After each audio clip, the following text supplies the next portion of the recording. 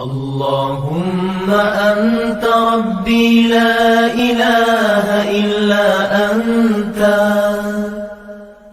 خلقتني وأنا عبدك وأنا على عهدك ووعدك ما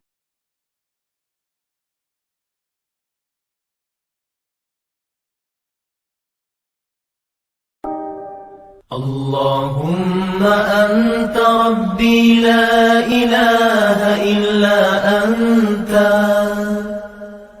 خلقتني وأنا عبدك وأنا على فكيف كان نكير فكأي من قرية أهلكناها وهي ظالمة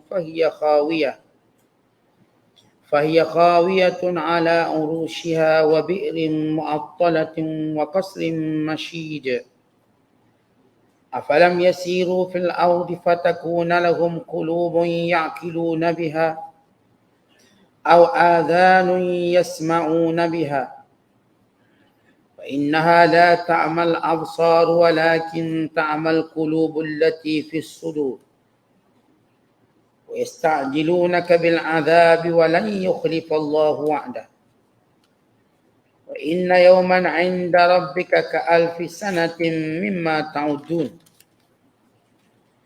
وكأي من قرية أمليت لها وهي ظالمة ثم أخذتها وإلي المصير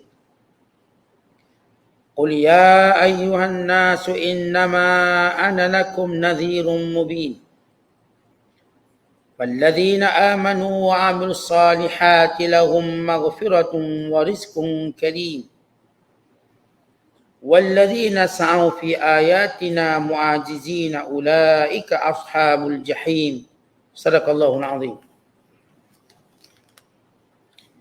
Dan jika mereka yang kafir itu mendustakanmu wahai Muhammad, maka demikian tidaklah pelik.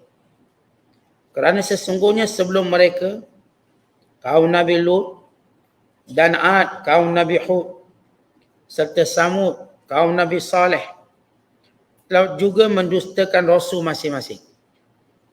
Dan demikian juga kaum Nabi Ibrahim dan kaum Nabi Lut. Dan juga penduduk Madian. Dan Nabi Musa juga telah didustakan. Maka aku memberi tempoh kepada orang-orang kafir itu. Kemudian aku menimpakan mereka dengan azab seksa. Dengan demikian perhatikanlah bagaimana buruknya kesan kemurkaanku. Maka bukan sedikit negeri-negeri yang kami binasakan dengan sebab kezaliman penduduknya. Lalu runtuh ranaplah bangunannya. Dan bukan sedikit pula telaga yang telah terbiar. Dan istana yang tersergam telah kosong ditinggalkan. Oleh itu, bukankah ada baiknya mereka mengembara di muka bumi supaya dengan melihat kesan-kesan yang tersebut, mereka menjadi orang-orang yang ada hati, yang dengannya mereka dapat memahami, atau ada telinga yang dengannya mereka dapat mendengar.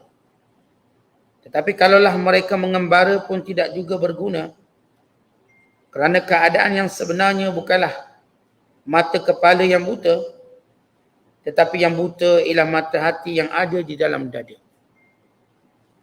Dan mereka meminta kepada wahai Muhammad menyegerakan kedatangan azab. Pada Allah tidak sekali-kali akan memungkiri janjinya. Dan katakanlah kepada mereka, sesungguhnya satu hari dari hari-hari azab di sisi Tuhanmu ada menyamai 1000 tahun dari yang kamu hitung.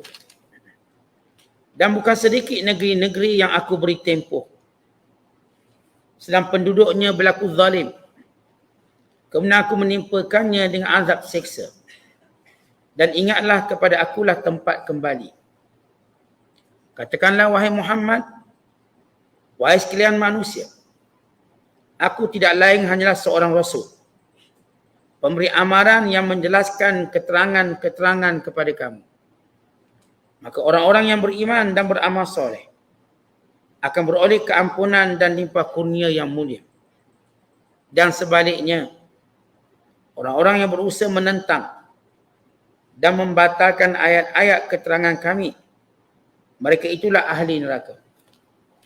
Selagi kita berada dalam penafsiran suratul Hajj, surah yang ke-22 pada juzuk yang ke-17. Bermula ayat 42 sehingga ayat 51.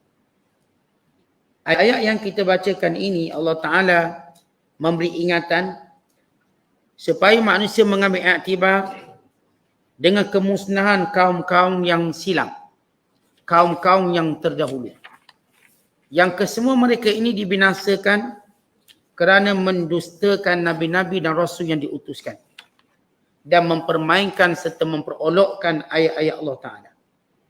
Dan ayat yang kita bacakan ini juga menceritakan apakah sebenarnya peranan serta tugas Nabi Muhammad sallallahu alaihi wasallam.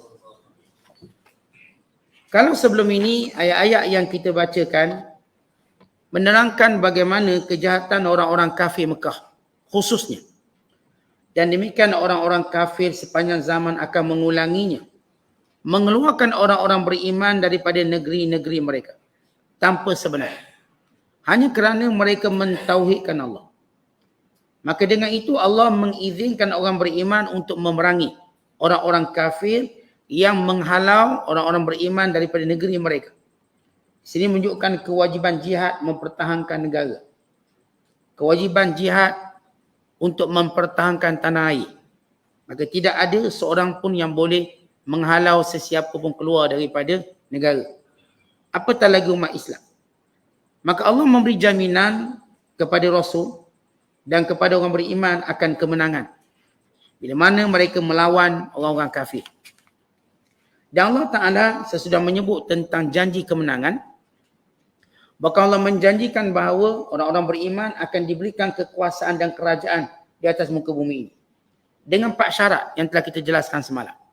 Iaitu mereka mendirikan solat, mereka mengeluarkan zakat, mereka menyuruh perkara yang baik, dan mereka mencegah perkara-perkara yang mungkar. Maka pada ayat-ayat yang kita bacakan pada malam ini pula, Allah Ta'ala memberi hiburan kepada Nabi SAW. Kerana Rasulullah SAW bila baginda didustakan oleh musyrik Mekah, ia halau itu kemuncak. Demikian juga cubaan membunuh. Dalam proses dakwah Rasulullah SAW, Nabi didustakan, Nabi dibohongi. Walhal sebelum ini Nabi digelar Al-Amin. Sebelum ini Nabi dianggap paling benar dalam berbicara. Dan Rasulullah sallallahu alaihi wasallam dihormati dan dimuliakan. Bukan sekadar kerana keturunan Rasulullah, bukan kerana akhlak baginda sallallahu alaihi wasallam serta kepimpinan baginda. Tiba-tiba kaumnya mendustakan Rasulullah dengan cara tidak sebenar. Tentang perkara yang kita sakit hati, bila kita cakap orang tak percaya. Bila kita cakap sesuatu orang tak percaya, kita akan rasa sakit hati. Dan kalau orang terus mempersendakan kata-kata kita dengan menganggap kita bohong, walau kita bercakap benda yang benar dan benda yang bahaya. Contoh, kita nak beritahu ni ada musuh nak serang negara kita. Orang kata olok-olok je, bohong ni. Padahal kita dah nampak musuh dekat dan nak serang negara. Atau misalnya kalau seorang tu rumah terbakar, maka dia pun beritahu pada isteri dia, rumah nak terbakar ni, api dah ada. Bini kata bohonglah, olok-olok. Sedangkan si suami ni bimbang kemusnahan ataupun yang menyebabkan kematian isteri dan anak-anak. Tiba-tiba anak-anak ni kata bohong ayah. Ayah kan, ayah ni suka cakap bohong atau sebagainya. Walau ni api sedang marah. Si ayah kejutkan anak, bangun-bangun api. Anak kata bohonglah ayah. Dia nak tidur lah. Ayah pergi tidur, jangan cakap bohong. Walau ayah ni bercakap benar. Dan tidak pernah ayah ni cakap bohong. Tiba-tiba dibohongi sedangkan bahaya sedang mendatang. Demikian Nabi SAW. Bahaya azab Allah, kemurkaan Allah yang sedang mendatang. Dan Nabi sayangkan umat lebih daripada suami sayangkan isteri, lebih pada bapa, mak sayangkan anak. Rasa sayangkan. Nabi nak beritahu kalau kamu kufur, kalau kamu terus menyembah berhala, kamu akan dibinasakan. Kamu akan dihancurkan, kamu akan dimurkai oleh Allah. Kebimbangan Nabi semakin hari semakin meninggi. Dek, mereka bukan sekadar mendustakan, mereka memperolok-olokkan, mempermain-mainkan. Bukan sampai peringkat mereka mencabar. Mereka kata turunkan azab. Kata Abu Jahal, kalau betul, kenapa tak turun azab dari langit? Kata pemimpin-pemimpin mencabar Nabi SAW mendatangkan malapetaka dan bala. Maka Rasulullah SAW dalam keadaan tekanannya, tekanan dakwah. Maka Allah mendatangkan, menurunkan ayat ini untuk menghiburkan Rasulullah dengan berkata, wa in yukadzibuka, wahai Muhammad, sekiranya mereka mendustakan kamu, tak percaya pada kamu, faqad kadzabat qablahum, kaum-kaum terdahulu pun perangai mereka sama. Mereka mendustakan nabi-nabi yang diutuskan. Ini kaum Nabi Nuh, mereka mendustakan Nabi Nuh. Ini kaum Ad, ini kaum Nabi Hud, mereka juga mendustakan Nabi Hud. Ini kaum Thamud yang mendustakan Nabi Saleh. Wa kaum Ibrahim, kaum Nabi Ibrahim juga sama mendustakan Nabi Ibrahim. Wa kaum Lut, dan kaum Nabi Lut juga sama mendustakan Nabi Lut. Wa ashabu Madian, dan juga kaum Nabi Syuaib. Jadi kamu, wahai Rasulullah, bukanlah orang pertama didustakan. Bukanlah orang pertama yang ditentang oleh kaumnya. Tak dipercayai. Sebelum kamu, wahai Rasulullah, Nabi-Nabi dahulu yang diutuskan, keadaan mereka sama seperti kamu, didustakan. Diperolokkan, dipermainkan. Bahkan kadang-kadang mereka dipersendakan dengan orang yang lebih dekat. Kalangan anak mereka, kalangan isteri mereka. Sebagaimana kisah isteri Nabi Nuh yang memperbodohkan Nabi Nuh kerana membina bahtera. Sehingga Allah menjadikan sebab dia menghina suaminya sendiri, maka dibinasakan oleh Allah. Demikian juga kisah isteri Nabi Lut yang mengkhianatinya, maka demikian dibinasakan. Demikian anak-anak sebahagian para Nabi. Maka Allah bawakan berita ini untuk menghiburkan Rasulullah. Wahai Muhammad, bukan kamu yang pertama didustakan. Sebelum kamu dah banyak Nabi-Nabi didustakan. Bukan semenjak Rasul pertama, Nabi Nuh. Rasul pertama, Nabi Nuh pun didustakan oleh kaum. Dan demikian juga Nabi Hud. Nabi di kalangan bangsa Arab. Nabi Hud ni Nabi bangsa Arab. Juga didustakan. Dan demikian Nabi Saleh, kaum Thamud, juga bangsa Arab. Juga didustakan. Dan demikian juga kaum Nabi Ibrahim, bangsa Babylon, juga mendustakan Ibrahim. Menghalau Ibrahim. Bakar lepas tu halau. Demikian juga kaum Lut. Mereka cuba menghalau Nabi Lut AS sehingga hari kebinasaan mereka. Dan demikian juga kaum Nabi Syuaib pun sama. Wa kudziba Musa, dan didustakan Musa. Baik, bila sampai pada Musa, dia tak sebut wa qaum Musa. Kalau sebelum ini disebut kaum Nuh, wa qaum Ibrahim, kaum Lut. Tapi bila Musa, wa kudziba Musa. Kerana kaum Nabi Musa, dia tak mendustakan Musa. Kaum Nabi Musa ni Bani Israel. Yang mendustakan Musa ialah bangsa Kipti. Kaum Fir'aun. Sebab itu disebut dengan perkataan wa kudziba Musa. Dan Musa juga didustakan. Oleh siapa? Oleh orang-orang Kipti. Orang Kipti ialah penduduk Mesir. Jamak dia ialah Akbar. Dan mereka ada persatuan Kipti sampai hari ini. Mereka bangga menjadi bangsa Kipti. Sebab dianggap sebagai bangsa yang membina tamadun. Sebab itu kalau kita ke Mesir, mereka suka sangat kalau sebut bangsa Kipti. Keturunan Kipti. Dan mereka pelihara sejarah Kipti. Dan memang ada satu sekolah ataupun ada sekolah namanya Madrasah Al-Akbar. Sekolah bangsa Kipti. Ni cerita bangsa Kipti yang mendustakan Nabi Allah Musa. Fa'amlaitu lil kafirin. Aku sengaja tempohkan, kata Allah. Amlaitu. Aku tempohkan mereka. Kalau Nabi Nuh diberi tempoh sampai hampir 1000 tahun. Jadi kamu, wahai Muhammad, baru berapa tahun ni? Jadi kita tahu peringkat Rasulullah berdakwah di Mekah 13 tahun. Ini kaum Nabi Nuh 950 tahun. Mendustakan Nabi Nuh. Fa'amlaitu lil kafirin. Aku sengaja tempohkan, aku tidak binasakan. Sebab kadang-kadang kita ni kan, bila orang tolak kebaikan, kita akan terpanggil, terkata atau terasa bila nak kena bala dia ni. Biar dia percaya apa yang kita cakap. Kita cakap sesuatu yang betul, tapi orang tak percaya. Maka kita ada perasaan, bila nak turunkan bala. Kalau kita tak rasa begitu, yang mengatakan kita dusta, kata tengok, aku kata dusta tak kenapa pun. Maka musyrikin Mekah, Mereka kata kami duk lawan Rasulullah siang malam pagi petang tak kena apa pun. Maka Allah jawab, fa'amlaitu lil kafirin. Aku sengaja beri tempoh. Bahkan ketika mana Fir'aun dia mengaku jadi Tuhan. Fir'aun kata akulah Tuhan. Apakah Allah Ta'ala membinasakan Fir'aun secara terus? Hari ini dia kata akulah Tuhan kamu yang paling agung, maka terus dibinasakan. Tidak. Waktu Fir'aun kata akulah Tuhan kamu, Allah beri tempoh dia 40 tahun. Dan dia tak pernah tarik balik perkataan ini. Maka barulah datang azab Allah. Supaya kita faham, kadang-kadang kita ustaz, teruknya dia ustaz, dah lah tak semayang, tak puasa, duk kutuk Islam, bla bla. Bila nak kena azab? Liak nyawa, kita kata, liak nyawa. Tak cabut, sabar. Siapa pun yang melawan perintah Allah, dia akan sampai waktu. Kerana Allah sifatnya pemurah, penyayang. Setiap yang menentang dan setiap yang menolak kebenaran, Allah sengaja beri tempoh. Allah beri tempoh dengan sifat Allah yang pemurah. Maka kita ataupun kalangan orang yang berdakwah, jangan mengharapkan kemusnahan cepat kepada pendusta-pendusta ini. Kerana sampai masa dia. Kadang-kadang kita tengok ada orang kafir ni teruk, hina Islam, bakar Quran. Tak terbakar muka dia tu. Ni kat mana ni? Di sebuah negara di Eropah yang memang suka bakar Quran. Ada seorang tu, dia suka bakar Quran. Di Switzerland. Ataupun berapa buah, saya lupa nama negara. Mereka bakar Quran. Di Denmark, di berapa buah negara Eropah. Mereka bakar Quran terang-terang.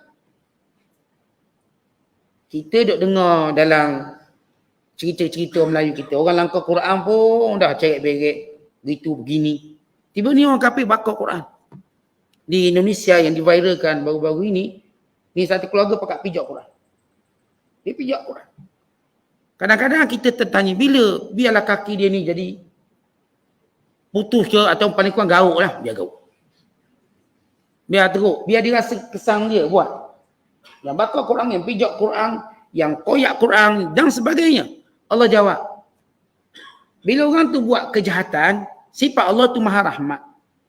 Allah tak turun-turunkan azab. Allah beri dia satu tempoh. Mudah-mudahan akan sampai kebenaran ke telinga dia. Mudah-mudahan akan sampai orang, Allah nak suruh orang beriman menegur mereka. Menjelaskan, beritahu. Siapa peringkat di peringkat melampau, maka datang azab. Sebab itu Fir'aun waktu dia kata, akulah Tuhan, Allah tak turun balik waktu tu. Dia tak mati waktu tu. 40 tahun lepas tu, barulah ditenggelamkan. Jadi ini hiburan kepada Rasulullah SAW. Dan kepada orang beriman. Kadang-kadang kita, tuan-tuan, menanti kehancuran musuh Islam. Kenapa orang ni tak mati-mati dia ni? Biar dia matilah senang sikit kita, dia banyak hina Islam dan sebagainya. Allah ada sunatullahnya, ada peraturan. Bagi orang beriman, terus berjuang. Terus menyatakan yang hak. Supaya kita mendapat bahagian kita dari sudut pahala dan rahmat Allah. Yang menentang, yang menghina, jangan gembira.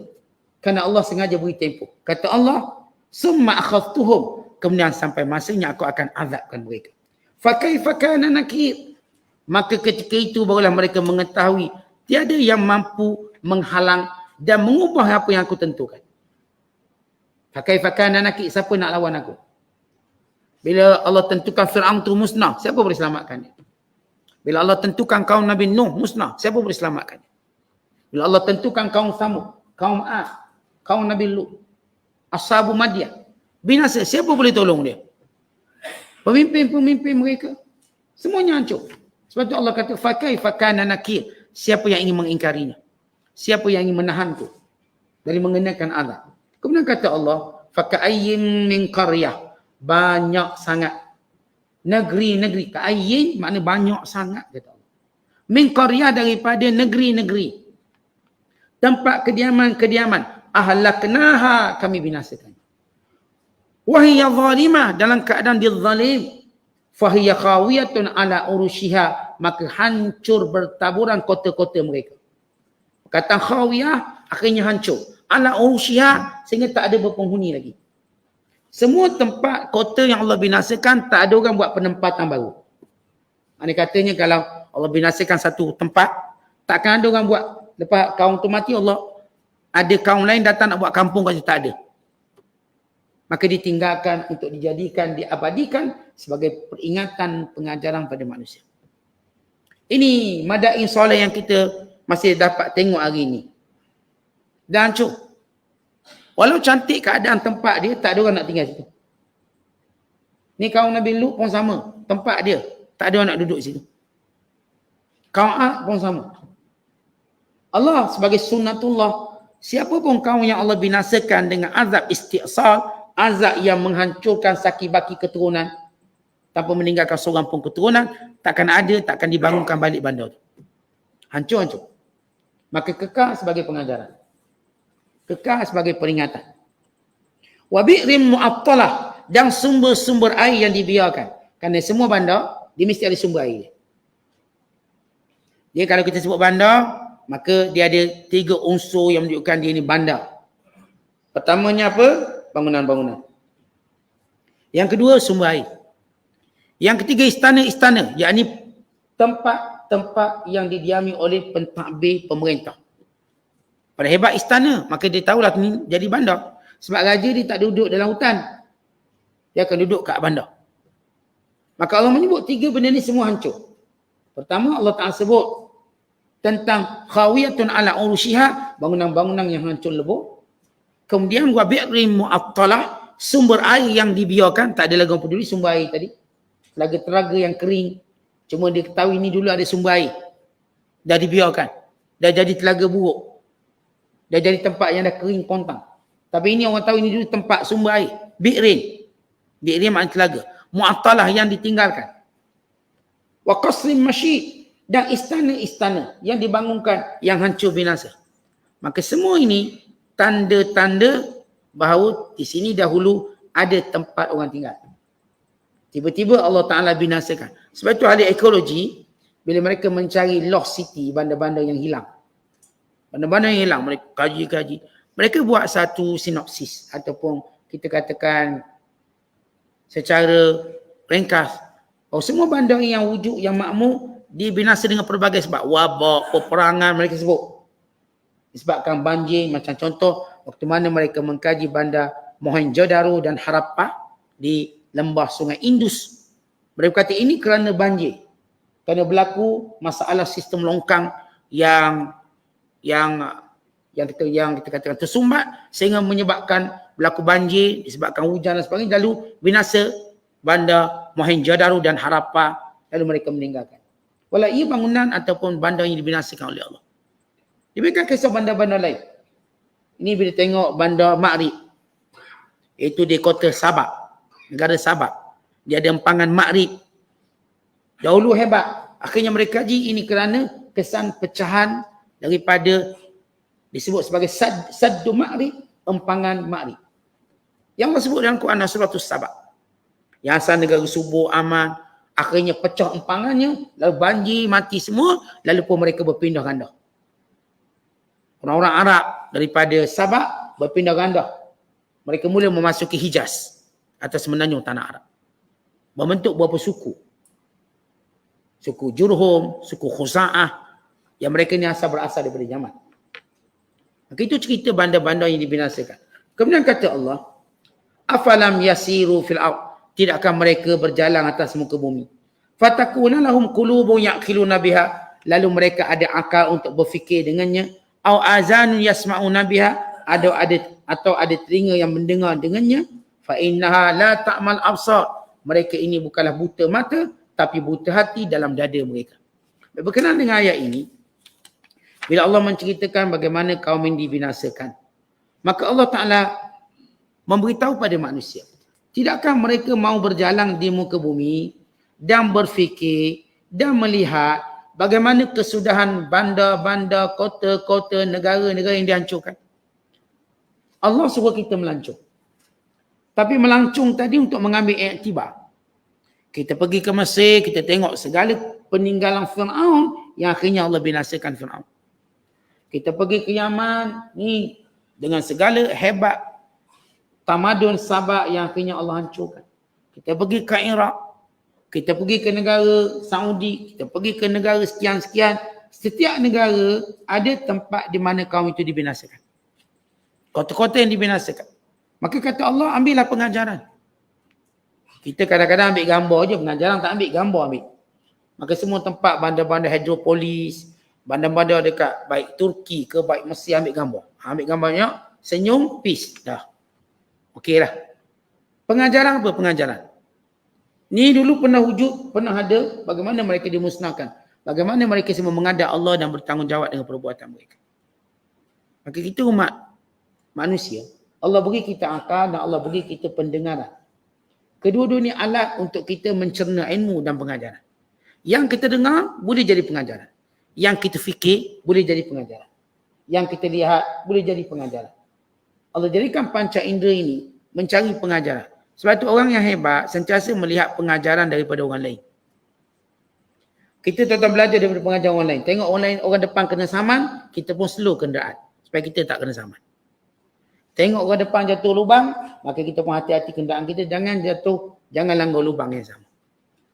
Sebab bila kita sebut pengalaman ni, kita tengok orang depan kita sebagai pengajaran. Kita tengok orang depan kita ni kena macam-macam. Apakah kita nak buat? Nak kena benda yang sama? Ni kaum-kaum yang depan pada kita. Yang mendahului kita secara sejarah dan tamadun. Bagaimana Allah binasakan mereka? Allah hancurkan mereka. Maka jadi pengajaran untuk kita. Bukan cukup kita bila melihat setiap yang berada di hadapan kita ni mati. Takkah kita ambil pengajaran bahawa kita akan mati? Bila kita ambil satu je pengajaran, kita akan mati macam orang depan kita mati. Itu dah cukup jadi kita orang baik. Jadi kita mencari kebenaran, menjadikan kita mencari Tuhan. Tidak kita duk cari harta sampai kecerah. Tuhan tak nak cari. Tapi bila kita melihat kematian, melihat kehancuran, melihat kaum yang dibinasakan, waktu itu manusia mencari sesuatu yang paling berharga dalam hidup mereka, mencari Tuhan. Kalau kita cari harta, cari pangkat, itu semua sementara. Yang sebenar dalam hidup kita nak cari Tuhan. Sehingga kita tahu matlamat hidup. Sehingga kita faham apa itu perintah dan apa itu larangan. Sehingga kita tahu apakah yang perlu kita lakukan di sini sebelum kita meninggalkan dunia ini menuju ke alam barzakh, ke alam akhirat. Ini orang yang ambil pengajaran. Kemudian kata Allah, sebab menceritakan pengajaran, wa yasta'jilunaka bil azab.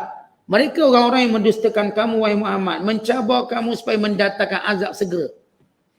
Wala yukhlifallahu adah. Allah tidak pernah memungkiri janjinya. Azab yang Allah janji pastikan berlaku. Tapi bukan maksud kamu yang minta bila ikut dan waktu kamu nak, mengikut waktu Allah. Azab pasti akan berlaku. Lalu si yang degil, yang menentang tadi, bila datang azab? Kami nak sekarang. Abu Jahal kata, bila nak turun azab? Lalu Allah menggambarkan kata-kata mereka. Izqalu, ketika mana orang kafir berkata, Allahumma in kana hadha huwal haqqa min indik, fa'amtir alaina hijaratan minas sama' aw itina bi'azabin alim.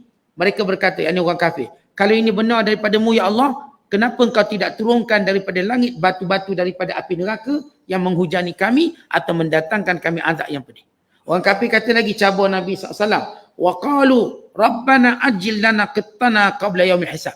Kenapa tak turunkan azab sebelum datang kiamat? Kami nak sekarang. Oh, dia punya sombong dia punya ego.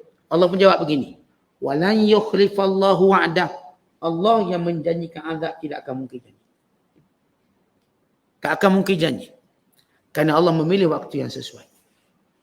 Kemudian Allah Ta'ala menyatakan, wa inna yawman, ini waktu sesuai. Wa inna yawman, sesungguhnya satu hari di sisi Allah, yang Allah akan azab kamu nanti di hari akhirat kelak, ka'alfasanatin, seperti 1000 tahun, mimma ta'udun, apa yang kamu bilang dan kira.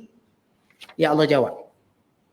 Bila mereka kata, bila datang azab, bawalah azab, turunkan daripada langit, batu-batu daripada api neraka, jatuhkan kepingan-kepingan langit pada kami, datangkan itu, datangkan ini. Allah kata, Allah yang menjanjikan azab tidak mungkiri janji. Dan sampai masanya nanti hari yang mana Allah azab kamu, satu hari Allah azab kamu sama macam 1000 tahun yang kamu hitung di dunia. Kita bayangkan dahsyatnya azab Allah. Ya betul, kami tak bagi azab lagi. Tapi ingat azab kami yang kami sediakan akhirat kelak. Satu hari di sana bersama 1000 tahun di dunia. Walah, tak ada orang umur 1000 tahun kat dunia. Itu baru sehari. Akhirat tu bukan sehari. Bukan 2 hari. abadal abidi. Selama-lamanya. Tak ada lagi tempoh. Hari bagi menggambarkan panjang, bukan menggambarkan tempoh. Maksudnya tamat tempoh. Kat dunia hari untuk menggambarkan tempoh tamat. Berapa hari? 5 hari. Mantap, tamat tempoh. Berapa hari? 10 hari. Tamat tempoh. Kat sana hari memberi maksud waktu yang panjang. Satu hari yang Allah akan azab orang-orang yang mempersendakan kebenaran ini sama dengan 1000 tahun dengan hitungan dunia. Kemudian kata Allah, wa ka'ayyin min qaryah, banyak negeri-negeri, amlaitulaha, aku sengaja menempuhkan waktu kemusnahannya. Wahya zalimah, dalam keadaan diterus menerus melakukan zalim. Summa akhadtuha, kemudian aku membinasakannya. Wa ilayal masir, kemudian kepadaku mereka akan dikembalikan. Baik, bila Allah Ta'ala akan membinasakan suatu negeri, 2 syarat. Kata Hasan Basri, Allah akan mendatangkan azab. Yang dimaksudkan azab di sini ialah azab istiqsal. Apa maksud azab istiqsal? Azab Allah musnahkan semua tanpa tinggal keturunan. Sebagaimana kaum Nabi Nuh kena. Sebagaimana kaum Nabi Lut kena. Tak ada keturunan. Sebagaimana kaum Nabi Soleh kena. Tak ada keturunan. Yang ada cuma orang beriman saja. Ada 2 syarat bila Allah nak binasakan satu negeri. Yang pertama ialah bila mana kekufurannya sampai ke batasan yang paling melampau. Contoh, kalau kaum Nabi Nuh, kekufurannya sampai peringkat dididik anak-anak dia daripada kecil lagi lawan Nabi Nuh. Kecil lagi. Budak-budak ni lahir itu diajar membenci Nabi Nuh. Itu kekufuran itu melampau. Kaum Fir'aun, dia mengaku Tuhan. Itu melampau, kufur melampau. Dia kufur ada peringkat. Ya kufur musyrik Mekah, dia tak mengaku Tuhan. Yang musyrik Mekah ni, dia Abu Jahal, Abu Lahab, dia jahat lah, teruk. Tapi dia tak mengaku Tuhan. Dia tak kata akulah Tuhan, dia kata berhala Tuhan. Maksudnya, kekufurannya tak mencapai kepada hak maksimum. Kekufuran, kita dah sebut tadi, kekufuran kaum atau Fir'aun, dia mengaku Tuhan. Kekufuran Namrud, dia juga mengaku Tuhan. Dia sampai kepada atas kepada hak kemusnahan. Syarat yang kedua, bila memang tak ada seorang pun yang akan beriman lagi, maka Allah akan musnahkan. Tapi kalau masih ada yang beriman, Allah tak akan musnahkan. Sebab tu kaum Nabi Nuh tak ada lagi yang beriman. Bahkan dia kecil dia ajar kufur lah. Pada budak-budak kecil ni kita ajar makan minum air je. Orang tak ajar budak-budak kecil politik dan sebagainya. Jangan sekali kita nak ajar budak-budak kecil membenci. Sebab dia dah ada dalam dunia dia. Dunia ni dunia mainan. Dunia ni dunia makanan, dunia tidur. Maka tak mungkin orang budak-budak kecil dia ajar kebencian. Dia ajar permusuhan. Tapi kaum Nabi Nuh, dia dah ajar anak-anak dia kecil musuh Nabi Nuh. Maka Allah musnahkan. Sehingga Nabi Nuh meyakini takkan lagi beriman. Sebab yang kecil pun dah kufur. Kecil-kecil dah tunjuk kufur. Maka 2 syarat ini punca kenapa satu kaum Allah binasakan. Yang pertama, kekufurannya sudah melampau. Dan yang kedua, kerana tidak ada lagi yang diharap boleh beriman. Musyrikin Mekah, kenapa mereka tak dihancurkan macam kaum lain? Pertama, kekufuran mereka tidak sampai melampau. Yang kedua, di sebalik mereka duk lawan Rasulullah, terus ada yang beriman. Bila Al-Walid menghina Rasulullah, hina Nabi tak ada anak. Sebab Nabi SAW tak ada anak lelaki. Di dalam masyarakat Arab, tak ada anak lelaki, dia tak ada anak. Maka dia hina Rasulullah, tak ada anak. Ditayyirkan Nabi, diaibkan Rasulullah dengan pelbagai cara. Tiba-tiba anak dia masuk Islam. Hisham bin Al-Walid. Diikuti dengan Khalid Al-Walid. Anak-anak dia semua masuk Islam. Yang si bapak ni, bapak kufur. Ni Abu Jahal. Lawang Nabi, lawang tiap-tiap hari. Tiba-tiba anak dia masuk Islam. Ikrimah masuk Islam. Yang lawan, anak masuk Islam. Sebab itu, musyrik Mekah tidak dibinasakan secara azab menyeluruh. Kerana kekufuran mereka tadi tak sampai klimak, tak ada pun yang ngaku Tuhan. Teruk-teruk Abu Jahal, teruk-teruk Abu Lahab tak ngaku Tuhan. Artinya kufurnya masih rendah lagi lah. Yang kedua, kerana setiap kali mereka menentang, mereka menghengkang, mereka menghina, ada je yang beriman. Sikit beriman. Ni suami teruk-teruk, bini beriman. Bapak lawan tak buat, anak beriman. Anak pula lawan-lawan, bapak beriman. Ni lawan-lawan, mak pula beriman. Jadi sentiasa silih berganti beriman. Jadi Rasulullah SAW tidak berputus asa ataupun tidak merasakan bahawa kaumnya tidak lagi beriman. Bahkan Nabi nampak sinarnya, kaumnya akan beriman. Satu persatu beriman. Hatta bila Rasulullah tinggalkan Mekah berhijrah, masih ada dia yang beriman dan menyembunyikan iman mereka. Sembunyikan iman. Dan itu antara sebab bila Rasulullah masuk Mekah, pada pembukaan kota Mekah, semua masuk Islam. Mengambil kira sebahagian mereka sudah pun menyembunyikan iman mereka. Dah sembunyikan iman. Maka bila Rasulullah masuk dan nampak kekuatan Islam, dan mereka masuk ramai-ramai. Maka ini antara apa sebab Allah tak membinasakan satu kaum secara menyeluruh. Kenapa Mekah tidak senasib macam kaum Nuh atau kaum Fir'aun? Walaupun Allah beri ingatan dengan kaum-kaum ini. Dan walaupun mereka mencabar supaya didatangkan azab, maka Allah beri tempoh. Tapi Allah kata bila sampai waktu, aku akan binasakan kamu.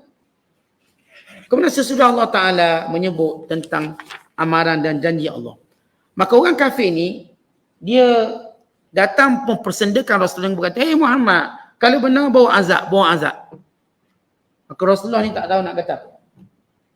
Maka Allah beritahu, "Wahai Muhammad, beritahu manusia, kerja kamu bukan datangkan azab, kerja kamu memberi peringatan. Yang mendatangkan azab itu Allah. Kalau kau minta dengan aku memang tak boleh datangkan azab, sebab aku bukan pemberi azab, aku pemberi amaran. Kerja aku untuk memberi ingatan, bagi yang beriman, baginya pahala dan ganjaran. Bagi yang kufur dan menentang, baginya azab dan juga hukuman." Maka Allah turun ayat ini. Qul, katakanlah wahai Muhammad, ya ayyuhan nas, hei manusia semua, hei penduduk Mekah semua, dengar sini. Innama, bahawasanya, analakum, aku diutuskan kepada kamu, nadhir, pemberi peringatan, mubin, dengan jelas. Pertama, Rasulullah kerjanya beri peringatan. Yang kedua, Nabi SAW bercakap dengan jelas. Nabi tak gagap-gagap. Nabi tak bercakap sampai orang tak faham. Rasulullah SAW bila baginda bercakap, semua orang faham. Baik daripada badui sampai orang atas sekali. Rasulullah diberikan sebagai faslul khitab. Atau diberikan sebagai jam'ul, kita katakan jam'ul jawami. Nabi diberikan kata-kata yang padat, yang padu, yang mudah, yang faham. Kalau kita kan macam mana pun petah kita pasal dia mari buah gagak pun ada. Dia ada keadaan kita cakap orang tak faham. Akhirnya orang pun tidur, tak faham. Sebab kita tak faham. Dan jemu-jemu tidur. Jadi kita tak marahlah orang tidur sebab dia tak faham nak kata apa. Nabi SAW dia cakap mubin, jelas. Orang faham. Sebab tu tak ada orang tidur, jelas. Sebab kita kan bila tak faham. Bosan, tak faham Ustaz. Ustaz cakap ayat aras tinggi ni Ustaz. Ini macam atas arash. Kita duduk bawah aras ni tak faham, kita tidur lah senang. Ini Rasulullah disebut mubin. Mubin ni jelas. Tak ada hidden. Tak ada. Nabi bercakap sehingga tak perlu untuk orang nak istifsar, nak tanya lebih lanjut. Mereka kalau dia nak maklumat tambahan. Tapi apa yang Rasulullah cakap jelas. Kemudian kata Allah, "Falladzina amanu." Orang yang beriman, bila aku beri mereka peringatan, wa amilus salihat, dan dia beramal soleh. Dia terima peringatanku, lalu beriman, dan dia beramal soleh. Lahum maghfiratun wa rizqun karim. Bagi mereka keampunan daripada Allah. Wa rizqun karim, dan rezeki yang baik. Apa itu rezeki yang baik? Syurga. Rizqun, rezeki. Rezeki paling hebat sekali apa dia? Syurga. Tak ada dah rezeki lain. Kerana dalam syurga tadilah berkumpul seluruh rezeki dunia yang kita nak. Makan, minum, semua benda kita ada dalam tu. Kemudian kata Allah, "Walladzina sa'au fi ayatina." Orang-orang yang terus menentang ayat-ayat kami, tak percaya dengan keterangan-keterangan kami. Duk kritik, menentang, mendatangkan kekeliruan, walau ia jelas. Mu'ajizin, untuk melemahkan kebenaran dan untuk dia menjauhkan dirinya daripada iman. Ulaika ashabul jahim. Mereka lah penghuni neraka jahanam. Mereka lah penghuni neraka yang membakar, neraka jahim, neraka yang membakar, api yang bernyala, atau kita kata api yang menjulang. An-narul muqadah, api yang menjulang tinggi. Maka Rasulullah SAW, Allah perintahkan Nabi, yang umat dia atau kaum musyrik Mekah duk cabar Nabi, bila azab. Beritahu mereka, aku ni bukan pemberi azab, aku ni pemberi amaran. Yang datangkan azab Allah. Maka siapa yang terima amaran aku, penjelaskan aku, dia beriman, dia beramal soleh, Allah janji dia dengan dua perkara, keampunan dan syurga. Dan siapa terus menerus duk lawan, tolak, melemahkan dirinya sendiri untuk menerima keimanan yang jelas, maka mereka lah penghuni neraka. Maka jelas. Artinya kekeliruan yang orang kafir duk cabar Rasulullah, bila azab, Allah jawab, azab pada waktunya. Dan waktunya tadi sehari, kalau Allah azab kamu, macam 1000 tahun kamu di dunia. Kemudian mereka minta lagi, mana azab? Allah kata, aku dah binasakan banyak negeri. Pergi ambil pengajaran. Sebagai mereka aku tempuhkan. Tapi bila sampai masanya, habis aku hancurkan. Mereka tu mencabar Nabi, bila azab. Wahai Muhammad, beritahu mereka. Tak payah minta aku dengan aku azab. Aku ni pemberi amaran. Sampai masa ni si pemberi azab mengetahui bila waktu dia azab.